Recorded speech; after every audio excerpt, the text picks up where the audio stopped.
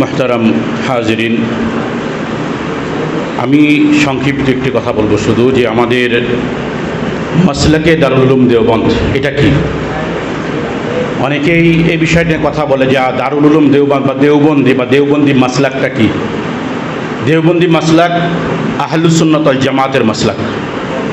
দারুল উলুম দেওবন্দ কোনো শিক্ষা প্রতিষ্ঠান, শুধুমাত্র শিক্ষা প্রতিষ্ঠান হিসেবে প্রতিষ্ঠিত হয় নাই, বরং একটা বিপ্লব হয়ে আহলুস সুন্নাত ওয়াল জামাতের আকীদাকে প্রতিষ্ঠা করার জন্য প্রতিষ্ঠা হয়েছিল, যেখানে শিরিক, কুফর, বেদাত এটার উৎপাদন, সুন্নাহ, ইহয়াউস সুন্নাহ বা সুন্নাহর পুনরুজ্জীবন, বাতিলকে দমন, এটা ছিল দারুল উলুম দেওবন্দের মাকসাদ। এই জন্য আমরা আমাদের আকাবিরদের যে অনুসরণ করি, এই জন্য নয় যে তিনি আমাদের পক্ষের লোক বা আমাদের ঘরানার লোক।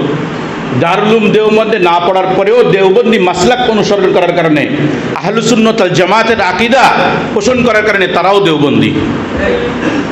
এই জন্য এমন আমরা আমাদের আকাবিররাও এবং আমাদের যারা বর্তমান বড় আছেন, আকাবির আছেন, তারাও কখনো এক জায়গার থেকে আরেক জায়গায়, আরেক দল থেকে আরেক দল মত ভিন্নতার কারণে দেওবন্দিয়া থেকে কাউকে বাতিল করেন না, বরং দেওবন্দিয়া ওই ব্যক্তি যার ভিতরে আহলুস সুন্নাত ওয়াল জামাতের আকীদা আছে।